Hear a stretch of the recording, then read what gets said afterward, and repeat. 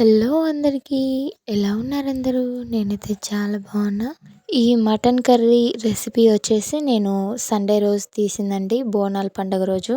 నాకు బోనాల పండుగ అంటే చాలా ఇష్టం. పెళ్ళైన కాంచి బోనం చేయాలన్నా, బోనం పెట్టాలన్నా చాలా ఇష్టం. మా పెళ్ళైన కాంచి ప్రతి ఇయర్ పెట్టాలి అనుకుంటున్నా. ఏదో ఒక సిచ్యువేషన్ ఎదురైతేనే ఉంది. అన్ని ఊర్లలో చేసిన తర్వాత ఈ ఊర్లో చేస్తారు బోనం. ఎందుకో లాస్ట్లో చేస్తారు. మళ్ళీ ఈసారి పెడదాం అనుకున్నా కానీ బుడ్డోడుండు, వాడు నాకైతేనే ఆగుతాడు, వాళ్ళ డాడీకి ఆగడు, మా అన్నయ్యకి ఆగడు, అసలు ఎవ్వరికి ఆగడు. నేను ఉంటేనే వాడు మంచిగా ఆడుకుంటాడు, మంచిగా తింటాడు. అందుకే ఈసారి కూడా బోనం పెడతలేనమాట. ఓన్లీ కొబ్బరికాయ ఒక్కటి కొట్టి అంతా మంచిగా ఉంటే వచ్చే సంవత్సరం కంపల్సరీగా పెడతా అని మొక్కినమాట. ఇక మన బోనాల పండుగ మన తెలుగు ఫెస్టివల్ ఎలా ఉండాలి. మనం బోనాల పండుగ అంటే మామూలుగా ఉండొద్దు.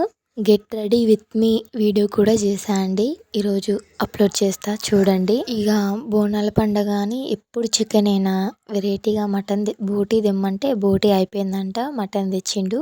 ఈరోజు రెసిపీ వచ్చేసి మటన్ అండి. మా చిన్నోడు కడుపులో ఉన్నప్పుడు అయితే వాడు మటనే తినలేదు నన్ను. అసలు మటన్ చికెన్ వాటి స్మెల్లే పడకపోయేది నేను ప్రెగ్నెంట్గా ఉన్నప్పుడు. కానీ డెలివరీ అయిన కాంచి చికెను మటను వీటి మీద బాగుండే. అసలు 2 రోజులకు ఒకసారి 3 రోజులకు ఒకసారి అట్లా తినాలనిపించేది చికెన్ మటన్. మీలో ఎంతమందికి మటన్ కర్రీ అంటే ఇష్టమో తప్పకుండా కమెంట్ చేయండి. నాకు ఈ మధ్యనే అలవాటైంది మటన్ కర్రీ.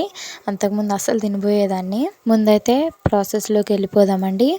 ఫస్ట్ స్టవ్ మీద కుక్కర్ పెట్టుకొని, మీ ఇష్టం, కుక్కర్ అయినా పర్లేదు, కడాయి అయినా పర్లేదు.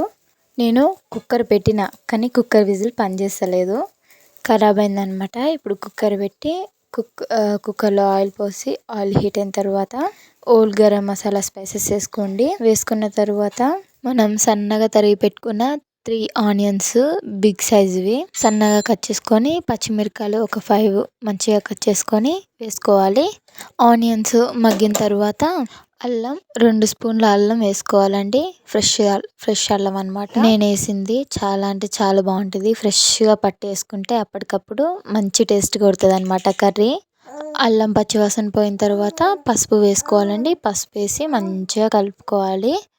పసుపు పచ్చివాసన పోయిన తర్వాత పెరుగు వేసుకోవాలండి. పెరుగు వేసుకొని మంచిగా కలుపుకోవాలి. నేనైతే ఇక్కడ ఒక ప్యాకెట్ పెరుగు వేసిన చిన్నది. మీకు ఇష్టమైతే వేసుకోండి, లేకపోతే స్కిప్ చేయండి. పెరుగు వేసుకొని మంచిగా కలుపుకొని 2 మినిట్స్ మగ్గనివ్వాలండి. పెరుగు మొత్తం కలిసిన తర్వాత ఆయిల్ పైకి వచ్చినాక మటన్ వేసుకోవాలండి. మటన్ ఎప్పుడైనా చిన్న పీసెస్గా కట్ చేసుకొని వేసుకోవాలి, అప్పుడైతేనే తొందరగా ఉడుకుతుంది మటన్ అనేది.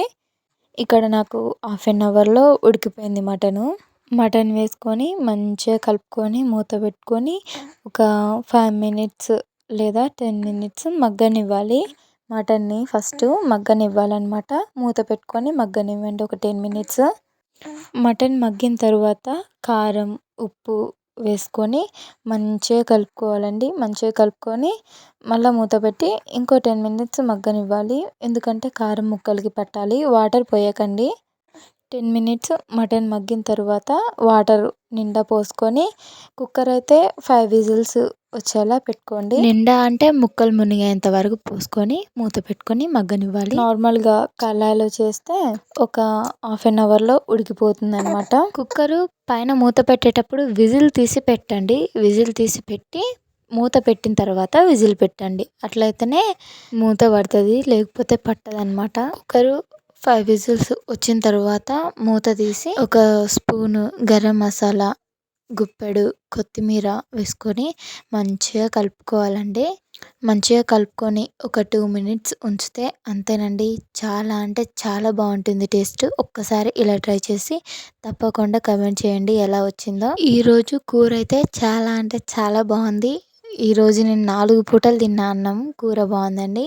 ఒక పూట చపాతీ చేసుకొని తిన్నాం. చపాతీలోకి అయితే ఇంకా బాగుంది మటన్ కర్రీ. ఇలాంటి మరెన్నో వీడియోస్ కోసం మన ఛానల్ని సబ్స్క్రైబ్ చేసుకోండి. అలాగే ఇంకా ఎలాంటి వంటలు కావాలి, ఏమేమి వంటలు కావాలి అని కమెంట్ పెడితే తప్పకుండా చేసి పెడతా అండి. వీడియో నచ్చితే లైక్ చేయండి, షేర్ చేయండి, మన ఛానల్ని సబ్స్క్రైబ్ చేసుకోండి. Keep watch my channel. Bye.